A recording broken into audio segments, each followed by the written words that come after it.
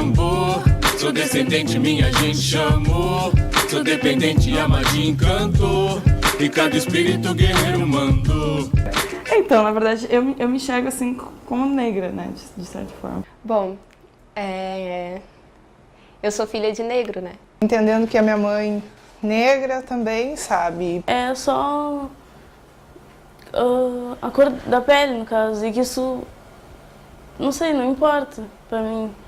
E a minha mãe, ela tem a pele escura e ela tem o cabelo crespo, então sempre pra mim minha mãe foi minha identificação, né, desde sempre. Assim. E eu não conheci meu pai, provavelmente meu pai era branco, né, porque pra ter essa miscigenação louca. E também em casa ninguém tem olho claro. Mas meu pai é negro e a minha mãe é branca. E eu via um preconceito enorme na família do meu pai, que é negro, e da minha mãe, que era branca, não. E aí, tanto é que isso deu um envolvimento para eu querer entender diversas coisas em toda a minha vida. Esse receio, assim, não, e o receio é de uma forma errada, né? Tipo, não vou usar a palavra negro, não vou falar preto, em vez de não fazer manifestações realmente racistas, não limitar, não segregar, que é o que acontece na sociedade, né? E eu acho importante abordar esses temas, porque mesmo nos dias de hoje, em pleno 2013, quase 14, eu acho que ainda é muito mascarado esse preconceito que existe. Por tudo que ela passou enquanto mulher negra, de entender que essa luta também eu acho que é prioritária, assim. Discutir principalmente no Brasil, com a história que o Brasil tem, de um dos lugares onde recebeu maior diáspora, né, africana, e que tem uma dívida enorme, né, com essa população. Entendo sim que é uma frente de uma luta constante, assim. Eu me envolvi com as questões da luta negra por entender que é fundamental, principalmente quando a gente é negro e tem toda uma trajetória de luta, de resistência, mas também... Chega um momento que a gente começa a perceber, a se dar conta das diferenças sociais que nos afligem, né? E a dificuldade que a gente acaba tendo no meio do caminho para ocupar alguns espaços, e o quanto é importante a gente discutir, mas não só discutir, sabe? Conseguir transformar essa discussão em atitudes, né? Em práticas, digamos assim. Bom, eu tenho lembranças, assim, principalmente da escola, como um ponto de partida de ter muita inquietação em relação a questões raciais, assim. Que eu queria saber o porquê. Eu sempre perguntava o porquê, que estava todo mundo com o porquê daquilo, porquê disso. Aí, desde da primeira série, da primeira à terceira série, que eu até sofri racismo. Aí eu sofria isso me deixava meio triste, me deixava tão triste que eu nunca pensei em me perguntar por que isso, por que existe isso, como começou. A primeira lembrança assim, de questionamento que eu lembro é de um momento de setembro, de tentativa de civilidade na escola, de estar tocando o hino, tanto nacional quanto o hino do Rio Grande do Sul, e eu me pegar naquele verso, né? Povo que não tem virtude acaba por ser escravo. Isso no ensino fundamental. Assim. E eu ficava me questionando, mas como assim? Porque no mesmo período eu também estava estudando a questão do período escravocrata no país, no Brasil, né? E eu ficava me perguntando, como assim? Será que esse verso ele está direcionado? Será que ele foi feito? Mas por que um hino, né? Porque a forma como a gente estudava, isso eu era, né, bem criança, assim, né? A forma como a gente estudava é, tipo, civilidade é uma coisa boa, vamos cantar o hino, vamos celebrar o Estado. E como que um hino está falando algo que, para mim, parece que está sendo direcionado para quem foi escravo, né? Para o povo que foi escravizado. Antes eu não tinha paciência nenhuma para lidar com isso. Eu dava mais bola pro que vinha primeiramente na minha mente do que o que vinha depois. Aí eu brigava, mas chegou um certo tempo, que foi na minha sexta série, que eu acho que foi meu pai e minha mãe me falaram ao mesmo tempo, que isso ficou para sempre. Por que tu briga? Se tu brigar não resolve nada. A gente tem uma estrutura social que limita acesso à cultura, limita acesso a certos tipos de vagas profissionais, enfim, né, que limita por questões raciais, enfim, a sociedade é permeada de preconceitos e opressões, né. Então, conforme eu me falando sobre isso, tipo, tu é negro, não pode fazer isso, tu é negro, não pode fazer tal coisa. Eu sempre corri atrás para conseguir aprender o máximo.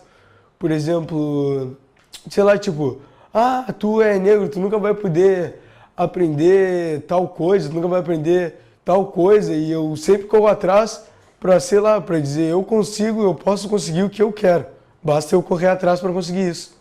Por essas e outras, eu acabei me envolvendo com a luta negra, também por entender que é importante que existam esses movimentos de resistência, existam movimentos que mostrem que o negro não foi simplesmente aquele ator passivo que recebeu a escravidão e todo aquele processo, mas que ele também atuou e atua, inclusive, para modificar suas condições de vida e das futuras gerações. Ele sempre falava, tá vendo esse negão aqui, com esse beiço aqui e sobrenome Silva? Você vai carregar o resto da sua vida na sua certidão e você vai ter o resto da sua vida esses traços. Tá? Você vai ter que passar tudo que eu passei, é difícil ser negro, tem racismo, só que ele mesmo tendo essa consciência, ele dizia ao mesmo tempo que eu tinha que me adequar. E até hoje ainda fala, você não vai arrumar o seu cabelo? Arrumar quer dizer alisar, sabe? Me sinto totalmente identificada nessa questão do cabelo, desde criança pra mim é normal, entendeu? Pra mim é presente essa questão do cabelo afro, não é algo que tem que estar alisando, não é que esteja assim. Apesar que a minha mãe, ela tem o cabelo crespo, assim, né, e tal. E ela alisa, assim, né, mas por ela passar uma identificação pra mim como uma afirmação do cabelo afro. Eu tinha cabelo crespo, o pessoal já via aquilo como muito exótico, sabe? Quase como assim, sabe? Como ousa. E o Anastácia é um grupo que discute e trabalha a identidade estética através dos penteados, da maquiagem voltada para a pele da mulher negra,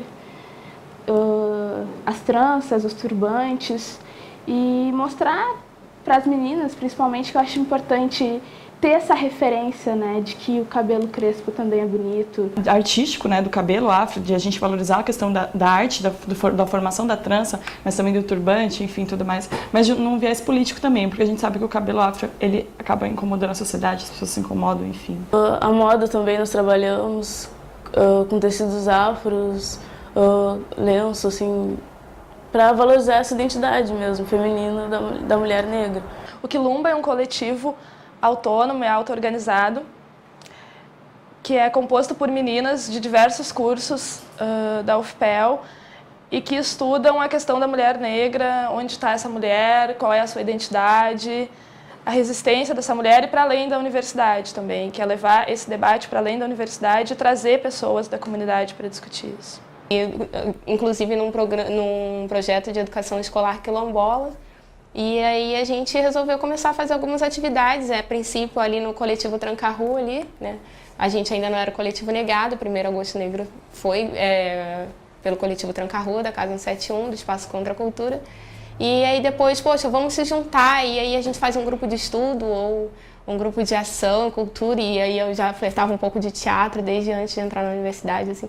Vamos fazer algumas ações, assim. Aí acabou que virou o Coletivo Negada. O movimento negro, enquanto organização, né, vem alcançando grandes conquistas, né? Só que, obviamente, a gente não pode entender que essas conquistas, a partir do momento que elas se efetivam enquanto leis, elas são cumpridas, né?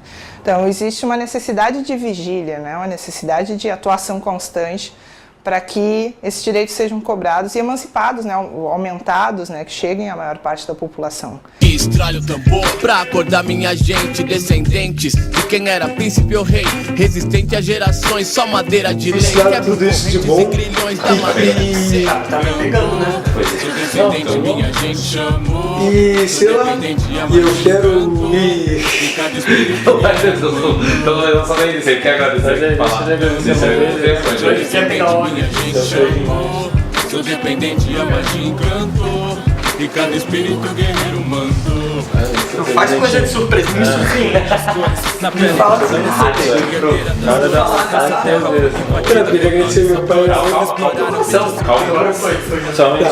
Eu queria agradecer ao meu pai e minha mãe por ter me ensinado tudo isso daí e que eu vá pregando isso geração após geração, na minha família, na cidade, nesse país e em todo mundo, e que eu consiga cultivar isso e isso crie vários frutos. Parte de preocupações, tipo querer ensinar as próximas gerações, saber se defender. Se depender de nós, só fortalecerá cada um caminho pra prosperar. Se for nós por nós, quero ver superar na vitória, sinfonia de tambores pra comemorar. Tambor, sou descendente, minha gente chamou. Sou dependente, a magia encantou e cada espírito guerreiro mandou. Tambor, sou descendente, minha gente chamou.